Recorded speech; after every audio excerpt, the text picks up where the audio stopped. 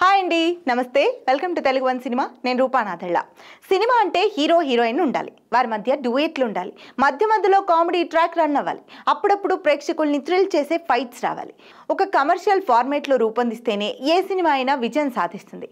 దీన్ని ఫార్ములా సినిమాగా చెప్తారు ఇండస్ట్రీలోని ప్రముఖులు. అయితే ఆ సినిమాలో డ్యూయెట్లు లేవు, కామెడీ లేదు, ఫైట్లు లేవు, కానీ గుండెల్ని పిండేసే సెంటిమెంట్ ఉంది, ఆలోచింపచేసే డైలాగులు ఉన్నాయి, కంట తడి పెట్టించే సన్నివేశాలు ఉన్నాయి, అప్పటి సామాజిక పరిస్థితుల్ని ఎత్తి చూపే సందర్భాలు ఉన్నాయి. సినిమా ప్రారంభం నుంచి చివరి వరకు వినోదాన్ని పంచే అంశాలు ఏమీ లేకపోయినా ప్రేక్షకులు థియేటర్లకు తరలి వచ్చారు. సినిమా చూసిన తర్వాత భారంగా బయటకు వచ్చారు. సినిమా చూసిన వారు మరో 10 మందికి చెప్పారు. అలా మౌత్ టాక్తో సినిమా ఘన విజయం సాధించింది, శత దినోత్సవం జరుపుకుంది. అది కూడా ఒక భాషలో కాదు, 4 భాషల్లో ఒకే కథతో రూపొంది ప్రేక్షకుల మనసుల్ని దోచుకుంది. ఒక నాటకం ఆధారంగా మొదట మలయాళంలో రూపొందిన ఈ సినిమా 4 భాషల్లో ఘన విజయం సాధించడం అనేది మామూలు విషయం కాదు. తెలుగులో ఆ సినిమా పేరు మనుషులు మారాలి. అయితే 4 భాషల్లోనూ శారద నటించడం గొప్ప విశేషంగా చెప్పొచ్చు. మలయాళ రచయిత తొపిల్ బాసి రచించిన తులాభారం అనే నాటకాన్ని కేరళ పీపుల్స్ ఆర్ట్స్ క్లబ్ ఆధ్వర్యంలో పలు వేదికలపై ప్రదర్శించారు. ఈ నాటకాన్ని తెరకెక్కించాలనుకున్నారు సినిమాటోగ్రాఫర్ డైరెక్టర్ ఏ విన్సెంట్.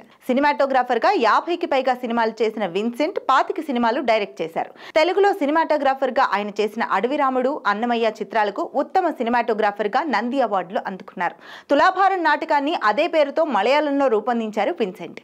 ఈ సినిమాల్లో ప్రేమ్ నజీర్ హీరోగా, శారద హీరోయిన్ గా నటించారు. 1968లో విడుదలైన ఈ చిత్రం ఘన విజయం సాధించి అందరి ప్రశంసలు అందుకుంది. ఈ సినిమాలో అద్భుతమైన నటనను ప్రదర్శించిన శారదకు ఉత్తమ నటిగా జాతీయ అవార్డు లభించింది.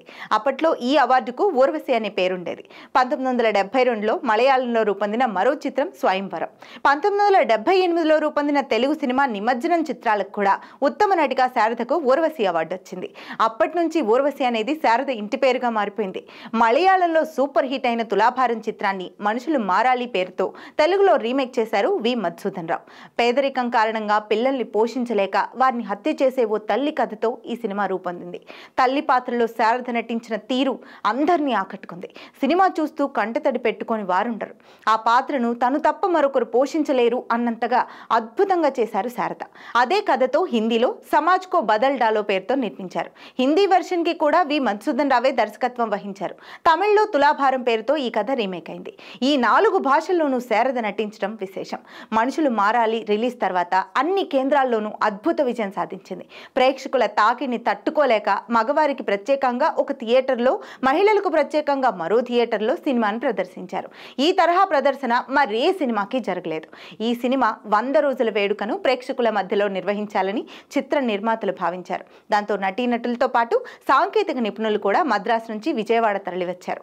ఆ మరుసటి రోజు హైదరాబాద్లో కూడా 100 రోజుల వేడుక జరిగింది. ఈ వేడుకకు ఎస్వి రంగారావు ముఖ్య అతిథిగా హాజరై యూనిట్ సభ్యులకు జ్ఞాపికలు అందించారు.